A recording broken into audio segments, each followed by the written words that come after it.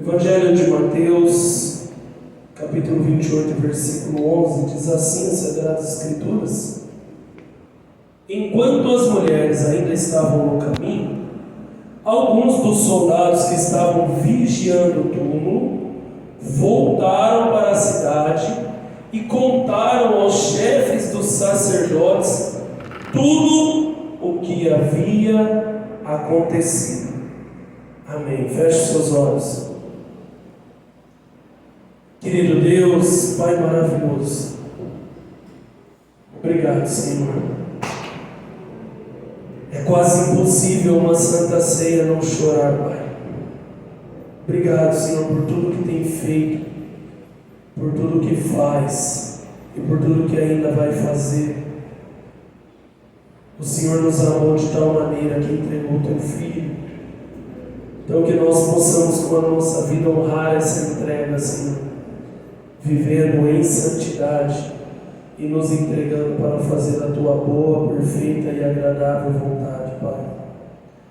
Ordene a Tua bênção, Senhor, é o que nós pedimos agradecidos em nome de Jesus. Amém. Podem se sentar glorificando e exaltando ao Senhor.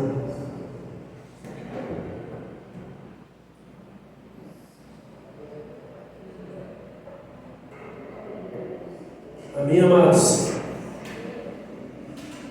Queridos irmãos, nós lemos aqui o Evangelho de Mateus, no capítulo 28, versículo 11, e é interessante a gente entender o que está acontecendo aqui neste momento. A Bíblia diz que enquanto as mulheres chegavam ao túmulo de Cristo, os soldados correram para a cidade para anunciar aos sacerdotes o que havia acontecido. E o que é que havia acontecido, irmãos? O que é que esses soldados presenciaram, que eles saíram agora correndo declarar aos sumos sacerdotes?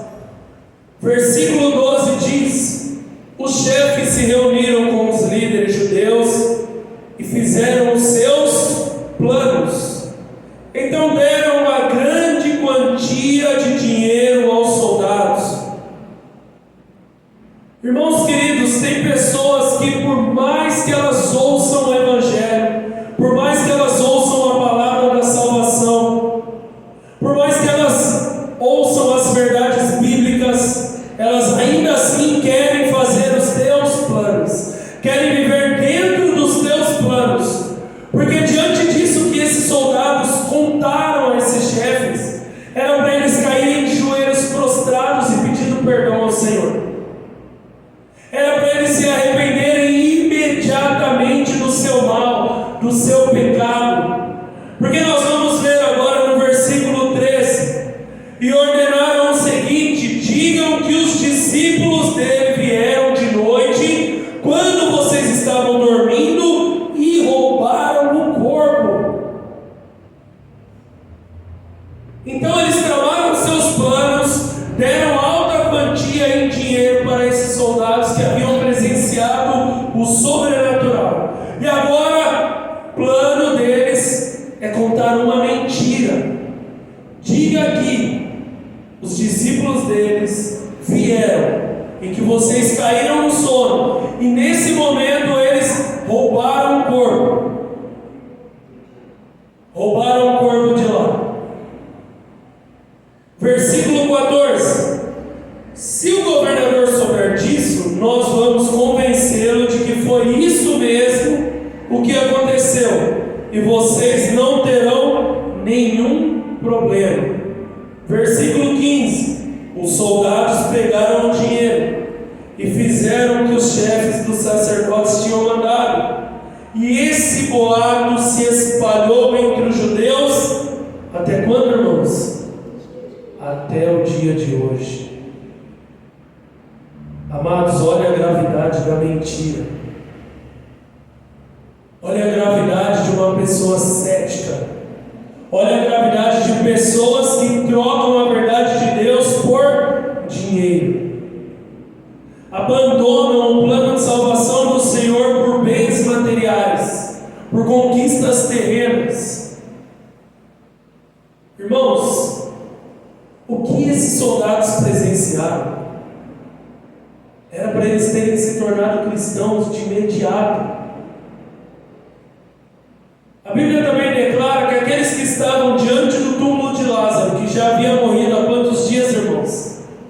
4 dias. 4 dias. 4 dias sepultado, o corpo já começa a sofrer os danos naturais de um corpo morto.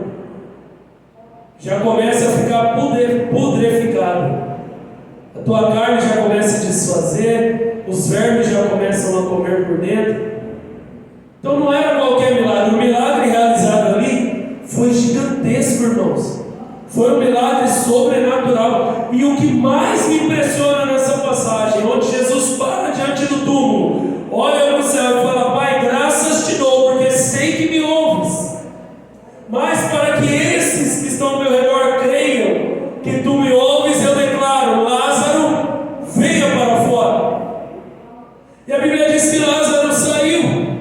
Lázaro, que havia morrido há 4 dias, Lázaro, nos quais os vermes já estavam comendo o corpo, ressuscitou através da voz de comando de Jesus Cristo, Filho de Deus.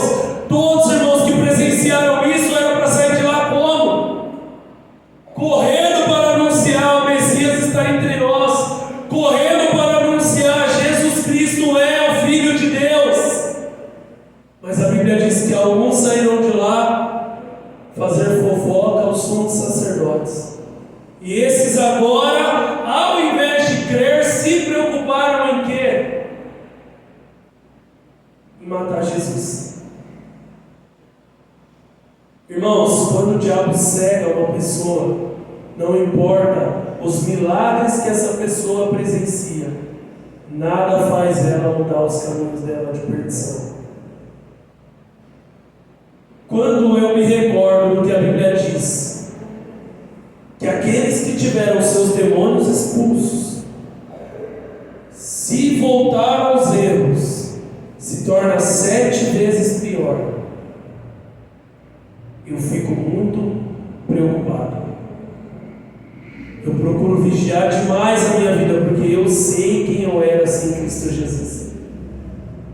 E um Vitor 7 vezes pior, irmãos, só pela misericórdia do Senhor. Então jamais abra mão de tudo o que vocês vivem com o Senhor.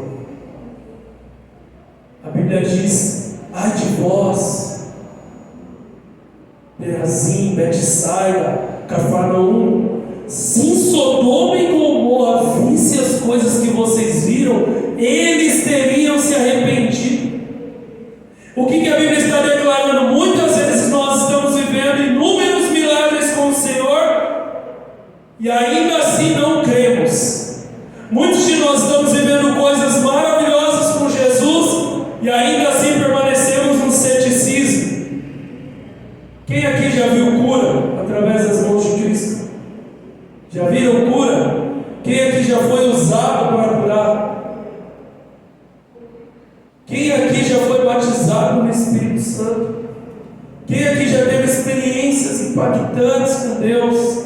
Quem aqui já abriu a palavra do Senhor e viu a meditação da Escritura vindo diretamente como uma resposta do alto para aquilo que você precisava?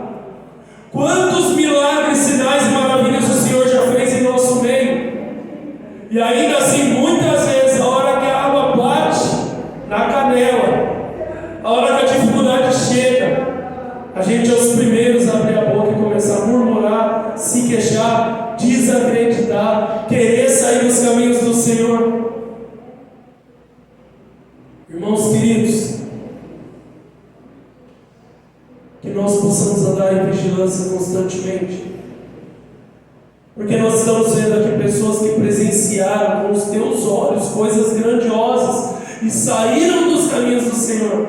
E agora eu quero dizer para você, tudo que você viveu foi com os olhos da fé. Nós não vimos Cristo com os olhos físicos. Nós não vimos esses milagres acontecendo como esses homens viram. E eles que viram saíram e não quiseram crer. Imagine nós o risco que corremos se nós perdermos de vista a vontade do Senhor sobre as nossas vidas.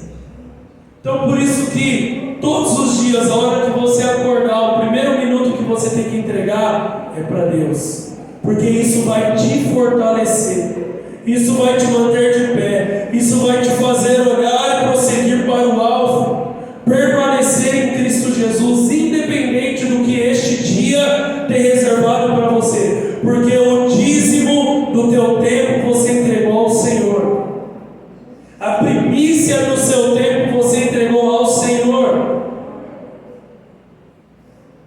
Isso é de grande valia para nós, irmãos.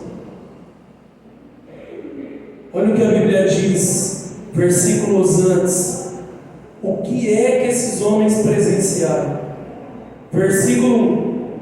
Depois do sábado, Mateus 28, no domingo bem cedo, Maria Madalena e a outra Maria foram visitar o túmulo. De repente houve um grande tremor de terra. Um anjo do Senhor desceu do céu, tirou a pedra e sentou-se nela. Ele era parecido com um relâmpago, e as suas roupas eram brancas como a neve. Os guardas, que irmãos? Versículo 4: os guardas tremeram de medo do anjo e ficaram como mortos. Como esses homens presenciaram algo tão maravilhoso, irmãos, e ainda assim saíram de lá céticos, e ainda saíram de lá interessados em dinheiro, interessados em buscas pessoais. É por isso que Jesus declarou: quer me seguir, então você vai ter que negar a si mesmo e tomar a tua cruz e me seguir. Você vai ter que se esvaziar de si mesmo, assim como eu me esvaziei. Ele deixou o teu trono de glória, irmãos, abandonou tudo que ele tem no reino dos céus para vir num corpo de carne. Você faz ideia do quanto ele se humilhou só desse ato? E isso não foi o suficiente, porque ele poderia vir como rei tranquilamente e ser servido na terra, mas desde o teu nascimento ele mostrou humildade, simplicidade, nascendo em uma manjedoura. Eu fico pensando na cabeça de José e Maria, irmãos.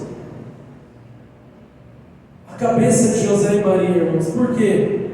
Maria recebeu um anjo no teu quarto, declarando: ave cheia de graça, o Senhor é contigo, você dará a luz ao Filho de Deus, e ele será Emanuel, Deus conosco.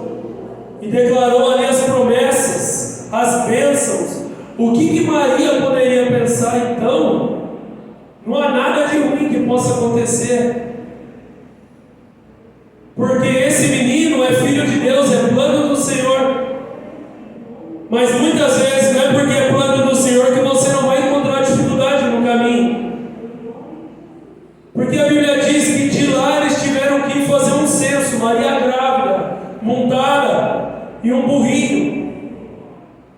Grandes quilômetros eles andaram, irmão. Não é uma caminhadinha, não. Coisas grandes, distâncias enormes, nessas condições. E Maria começa agora a sofrer dores de parto. E José sai desesperado a procurar uma estadia para que o teu filho nasça, e não encontra. Ali José já poderia começar a blasfemar e falar: será que esse menino é mesmo o Filho de Deus? Maria, será que você não me traiu? Porque não faz sentido não ter um lugar para o Filho de Deus nascer. E ele nasceu entre os animais, numa manjedoura. E logo depois do seu nascimento teve que se esconder, porque alguém declarou que ia matar os meninos até 2 anos. Olha as dificuldades, irmãos, e ela estava fazendo o quê? A vontade do Senhor, cumprindo em tua vida o plano de Deus. Então, se você não entender que vai ter dificuldade nessa caminhada, vai ter luta, vai ter desafio, vai ter obstáculo, você vai se perder. No dia da angústia, ao invés de você olhar para o alto e lembrar que é de lá que vem o teu socorro, você vai se escandalizar, você vai sair dos planos do Senhor. Mas a Bíblia descreve que os grandes de Deus passaram por isso. A Bíblia descreve que Jesus falou: no mundo tereis aflições, mas tem de bom ânimo, porque eu venci elas. eu suportei elas, porque eu mesmo sendo filho de Deus, passei por elas também. A Bíblia vai dizer para nós em Hebreus que ele foi tentado em tudo, mas não pecou em nada. Por isso ele foi o sacrifício perfeito. E ele poderia ter vindo para reinar, irmãos, mas ele veio como servo. E ele não veio como um servo igual a mim, igual a você, que vez obedece, vez desobedece, vez está firmado, vez está cambaleando, vez está em santidade, vez está fundado no pecado. Um pé aqui, um pé ali, inconstante em teus caminhos, levado por qualquer vento de doutrina. Não, ele foi servo obediente. E ele foi servo obediente até o dia que ele foi para a cruz, até o dia da tua morte. E é por isso, irmãos, que toda a língua confessará que ele é Jesus, o Rei dos Reis, o Senhor dos Senhores. E é por isso que todo joelho se dobra. Não é em qualquer lugar, irmãos, é no céu, na terra e debaixo da terra. Todo joelho se dobra e confessa. Até os que não creram terão que passar por essa experiência de reconhecer que Ele é o Rei dos Reis, o Senhor dos Senhores. Eu acho lindo quando Ele está ali, no lugar onde os soldados vão agora prendê-lo. Então chega Judas com os soldados para prender Jesus Cristo. E Jesus declara: a quem procurais? E os soldados olham e falam: a Jesus o Nazareno. A Bíblia declara que ele fala assim: ó, sou eu. Quando ele fala sou eu, a terra tremeu e eles caíram de joelhos.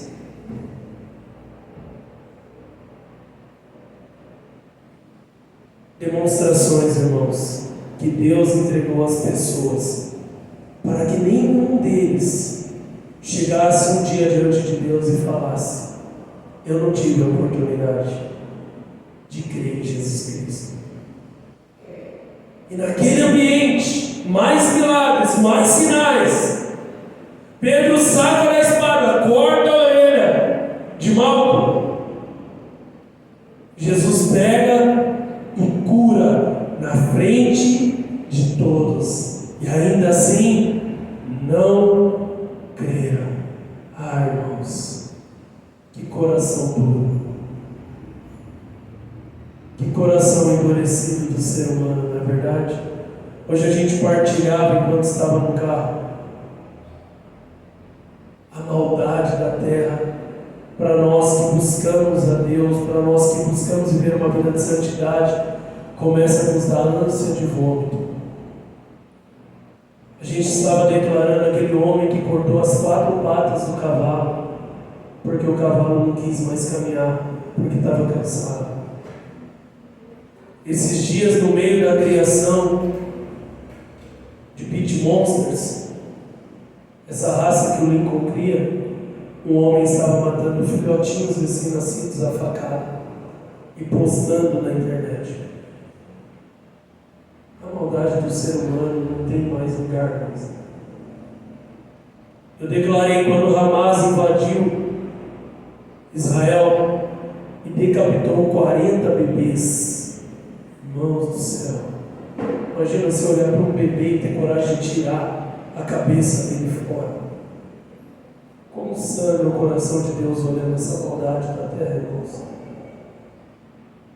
Como sangra o coração do Senhor, vendo que Ele amou o mundo de tal maneira, deu o seu Filho por cada um de nós, e vê os seres humanos se perdendo dessa maneira, dessa forma.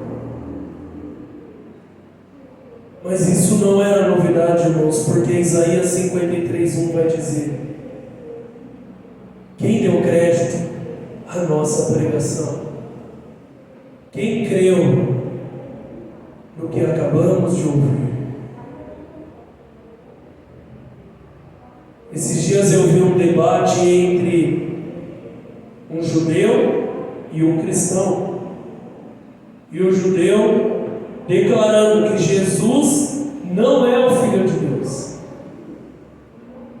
E eu fiquei aguardando ansiosamente aquele cristão olhar para o judeu e falar: como você me explica Isaías 53? O que é que vocês retiram daquela escritura? Porque eu nunca parei para ouvir um judeu declarando o que ele entende sobre Isaías 53, irmãos. Porque não tem mais clareza da entrega de Cristo, não tem mais clareza do que Jesus fez, do que Isaías 53. O que eles pensam quando eles meditam sobre Isaías 53? Porque a mentira contada por aqueles soldados naquele dia que Jesus foi ressuscitado permanece até os dias de hoje. Israel não crê em Jesus Cristo. Até hoje eles não creem. Por isso que a Bíblia declarou: até os dias de hoje.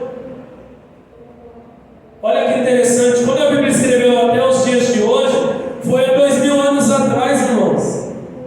E ela continua declarando até o dia de hoje como uma profecia.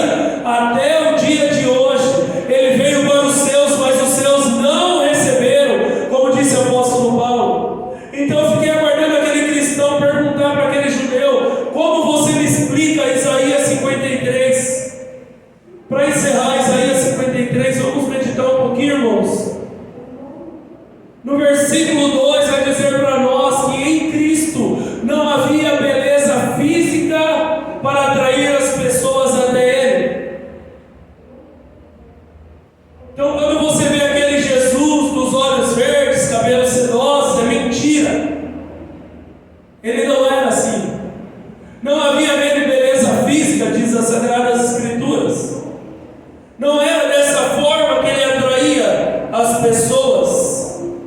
As pessoas, no versículo 3, vai dizer que nem lhe davam importância. As pessoas olhavam para Jesus e não davam atenção para as coisas que ele falava. Muitos declaravam: é por demônios que ele recebe poder de expulsar demônios.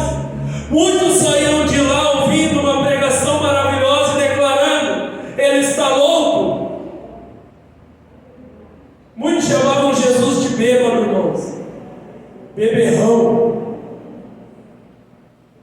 As pessoas não lhe davam importância, irmãos. Versículo 4. Ele estava sendo castigado por cada um de nós, por cada um dos nossos pecados.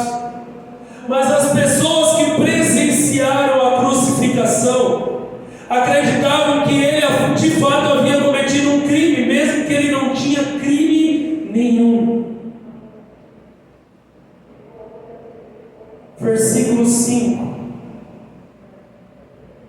Mal sabia eles, irmãos, que o castigo que ele sofria é o castigo que hoje nos traz a paz que excede o entendimento. Mal sabia eles, irmãos, que eles estavam presenciando o que Isaías havia escrito há 600 anos atrás. Alguns, depois que ele morreu na cruz, olhou e falou: verdadeiramente, este era o Filho de Deus. Os mesmos que o maltrataram, os mesmos que cuspiram nele, os mesmos que o chicotearam, os mesmos que o bateram, os mesmos que escarneciam, davam risada, pegavam suas vestes e faziam jogos de aposta, olharam para a cruz e falaram: verdadeiramente ele era Filho de Deus. Versículo 5. Ele teve que sofrer tudo isso, irmãos, porque nós andávamos em nossos próprios caminhos. Nós não estávamos ligando para as coisas de Deus. E Deus moeu Jesus na cruz. A Bíblia vai dizer: foi do agrado de Deus moê-lo na cruz, no versículo 10.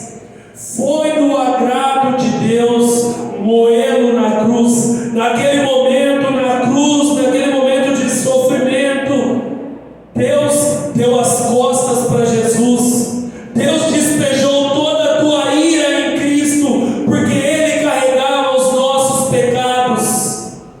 Ao invés de Deus derramar a tua ira sobre nós, Ele derramou sobre Cristo. E Jesus, naquele momento, declarou: Eli, Eli, lama sabachthani. Deus meu,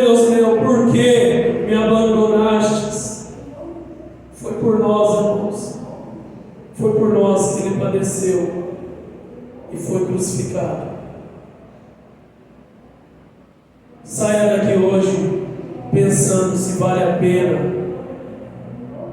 nós entregarmos a nossa vida para viver as coisas da terra, depois de um sacrifício tão lindo e perfeito como foi o de Cristo por cada um de nós.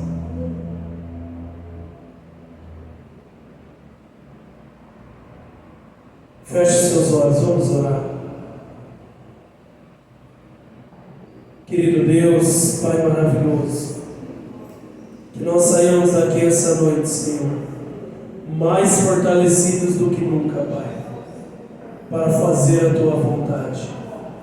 Que essas palavras, Senhor, que não são vazias, mas vivas e eficazes, a fim de separar ossos e medulas, alma e espírito, venha agora trazer discernimento para o Teu povo, Pai, e convencer o pecador do Teu pecado, para que ele se arrependa e permaneça contigo, Senhor. Que a Tua palavra vá, Pai, e faz o que lhe apraz. É o que nós pedimos agradecidos em nome de Jesus. Amém. Amém, amados. Glória a Deus. Segure nas suas mãos seu dízimo, sua oferta com muita alegria. Já estamos encerrando.